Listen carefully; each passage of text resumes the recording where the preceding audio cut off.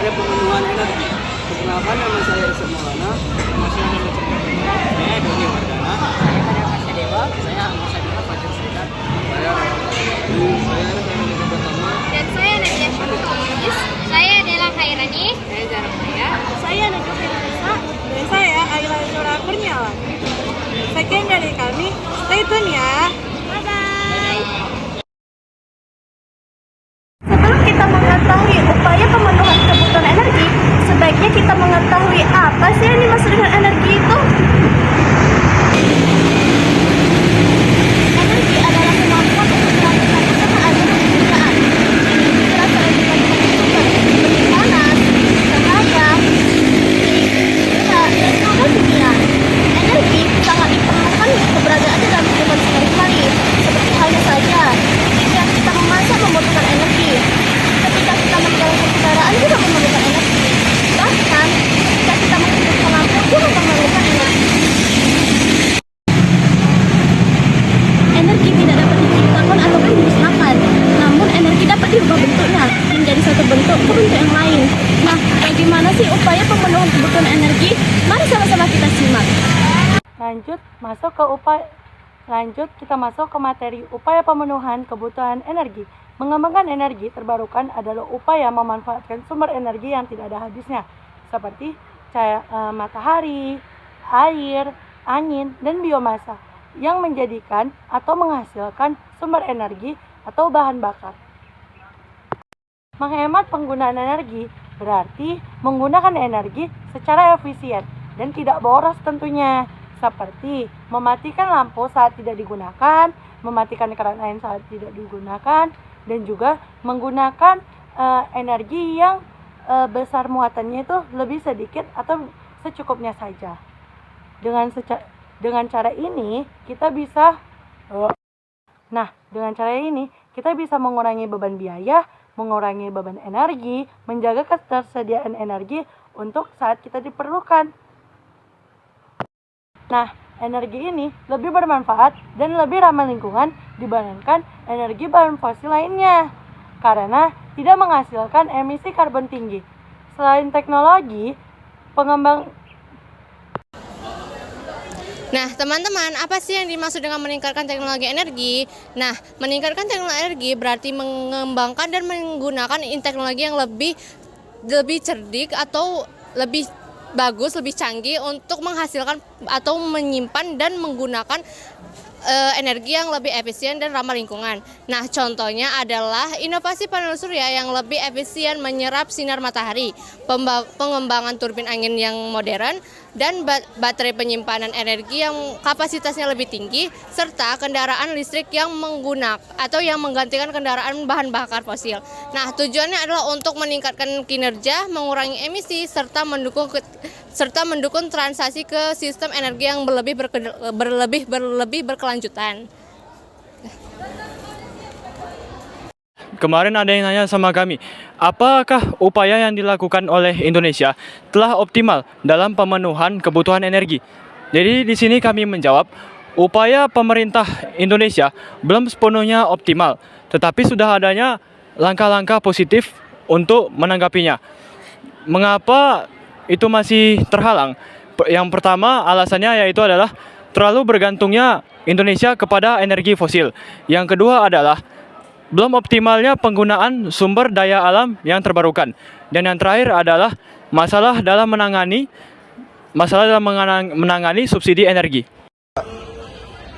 Nah, upaya pemerintah Indonesia terhadap pemenuhan energi ternyata belum cukup optimal, di mana pada masalah bahan bakar fosil, ternyata masyarakat Indonesia masih didominasi penggunaan energi fosil, seperti minyak, gas, dan batu bara.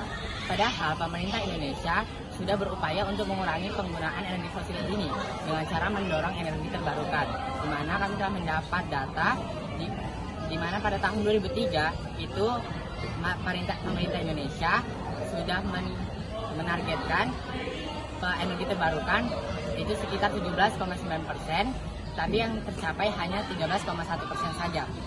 Sehingga pemerintah Indonesia mengurangi targetnya pada 2025 sebesar 17 sampai 19%. Selain itu, pemerintah Indonesia juga ingin meningkatkan netral karbon dan investasi besar di energi bersih pada tahun 2060 mendatang. Belum optimalnya pemenuhan kebutuhan energi terbarukan. Indonesia memiliki sumber energi terbarukan yang besar. Contohnya energi surya, energi angin, dan energi hidro. Namun pemanfaatannya belum maksimal. Pemerintah telah menetapkan sumber energi terbarukan sebesar 23% di tahun 2025. Namun kapasitas yang terpasang masih rendah. Tantangan yang dihadapi dalam pembangunan sumber energi terbarukan yaitu biaya yang tinggi, regulasi yang masih rendah, dan kurangnya kesadaran masyarakat. Selanjutnya itu pemenuhan kebutuhan energi sebagai hal prioritas. Yang pertama yaitu mendorong aktivitas ekonomi. Energi digunakan untuk menjalankan aktivitas ekonomi seperti kegiatan industri dan kegiatan ekonomi lainnya. Yang kedua yaitu meningkatkan kualitas hidup. Energi listrik dan energi lainnya dapat meningkatkan kualitas hidup seperti untuk berteknologi, komunikasi, dan faktor yang untuk meningkatkan kualitas hidup lainnya. Yang terakhir yaitu mendorong kebutuhan seperti pendinginan, pemanasan, dan penerangan di dalam kegiatan energi, di dalam kegiatan yang membutuhkan energi. Sekian dari saya. Wassalamualaikum warahmatullahi wabarakatuh. Kebutuhan energi merupakan hal yang menjadi prioritas. Kebutuhan energi menjadi prioritas dikarenakan energi merupakan sumber daya utama untuk pergerakan roda perekonomian. Dengan sumber energi kita dapat memanfaatkannya untuk menjadi kebutuhan manusia dan dapat juga digunakan untuk memenuhi kegiatan ekonomi dan kegiatan industri dan sebagainya. Nah, selanjutnya adalah upaya pemerintah dalam pemenuhan kebutuhan energi. Nah, ada beberapa hal yang bisa kita lakukan nih. Di antaranya, yang pertama adalah diversifikasi energi, yaitu dengan mengembangkan berbagai sumber energi seperti energi terbarukan. Nah, contohnya seperti energi air, energi angin, biomasa, dan juga surya. Tujuannya apa sih? Nah, jadi tujuannya adalah agar kita itu tidak bergantung pada bahan bakar fosil. Yang kedua adalah peningkatan produksi energi dengan cara meningkatkan pembangkit listrik nasional melalui pembangkit listrik baru seperti PLTA, PLTU, PLTG, dan juga EBT ataupun energi baru dan terbarukan.